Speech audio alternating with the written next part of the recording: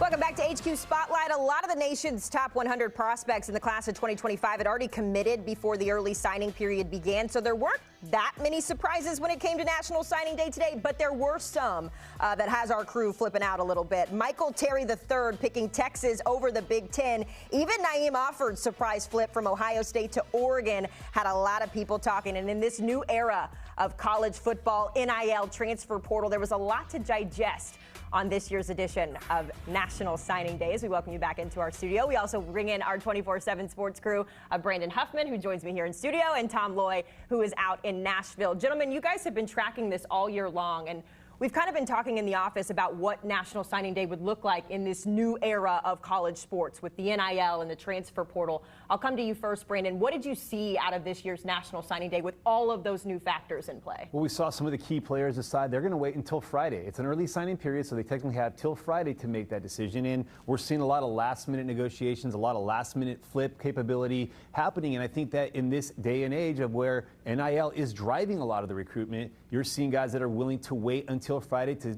try to stretch every single last second out that they can to get the right NIL package and make sure that if they flip or they confirm going somewhere, that it's everything that they wanted when they commit to that school and then sign with that school. On that same note, Brandon, my big takeaway today is the fact that five-star offensive tackle David Sanders Jr. is not going to sign with Tennessee at this point today. So this one's going back and forth. As of 24 hours ago, this was a done deal, and he was picking Tennessee over Ohio State and many others.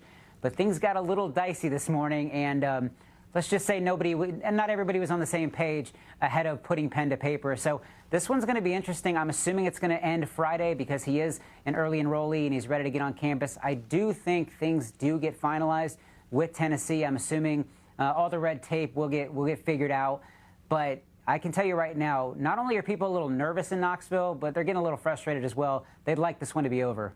Interesting. Yeah, that is a signing that we brought on CBS Sports HQ. You and I were on the coverage that day whenever he signed. So very interesting and something to keep our eye on as we move forward here. Things still changing, even when we have National Signing Day.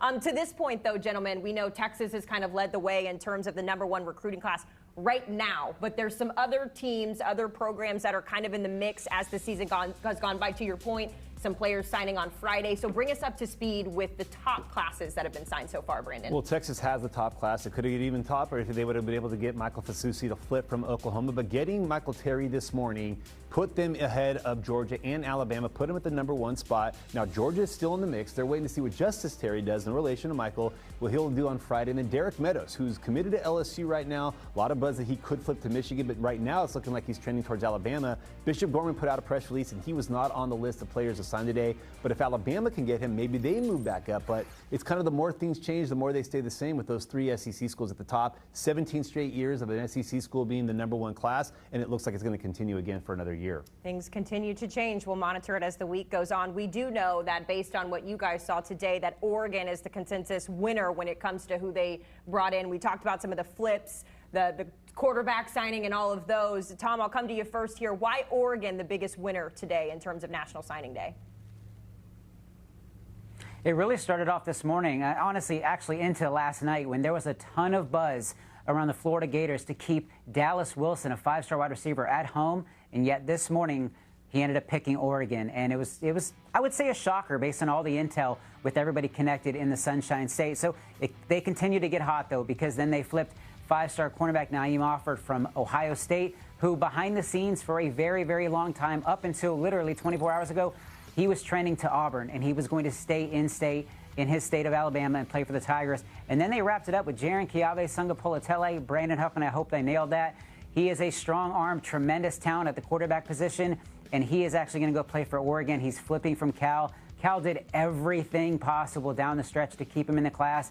In the end, Dan Lanning pretty much gets who he wants, and that was a big win, and Oregon is absolutely crushing it right now on the recruiting trail. Dan Lanning has been quite the quarterback whisperer since joining the Oregon and leading the Oregon team, I should say. If we talk about the other side of this coin and maybe some losers, and I hate using that phrase, losers, but Dabo Swinney, guys, has been criticized heavily as the years has gone on for his lack of using the transfer portal. He's always said his bread and butter is the recruiting. And now when we look at Clemson and what Clemson did with this class, it's not very impressive. So, Brandon, when you look at Clemson from that lens, how concerned are you about the Tigers' outlook going forward if this is how Dabo is going to do his recruiting? Well, you'd think a few years into the portal and a few years into NIL that Clemson would have adjusted, but it doesn't seem that they've adjusted. And now they're losing players to Georgia Tech. Now, that's not something, and losing them in the 11th hour, that's not something Clemson used to. They're used to flipping guys from a school like Georgia Tech, but then Tay Harris commits to Clemson early on and then flips to Georgia Tech over the weekend. It's those kind of little losses that start to add up for Clemson. And are we going to ever see Dabo adjust like a lot of the other schools have realized they've needed to pivot to? Will Clemson be that school that insists on doing it their way, or will they finally get up to speed and do things that everybody else in the country seems to be doing?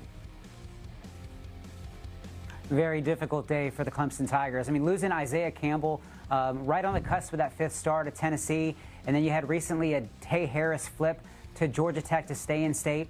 And then you had Bryce Davis, a defensive lineman, actually decide to pick Duke over Clemson. He flipped a while back, could not get him back in the class. And then just lastly, Grayson Littleton decided to part ways with Clemson. And he one of the top cornerbacks in the country. So really, really rough day for Clemson, really rough cycle. And like Brandon said, unless they're going to adapt, I do not see things getting better anytime soon for the Tigers. Couple of other teams on that list, USC and UCLA, also big losers, were tied on time. But obviously, with the way college football has changed, teams are going to have to keep up if this is the way that it's going to look. Tom Loy and Brandon Huffman joining us here on Spotlight, breaking down National Signing Day. Gentlemen, always appreciate the time and the hard work that you put in as the year goes along. And you at home can check out their work both on CBS Sports HQ and, of course, by visiting them online. You can find them on YouTube, on the .com, as they bring you the latest in recruiting, the transfer portal, NIL, and more. Check them out, 24/7 Sports.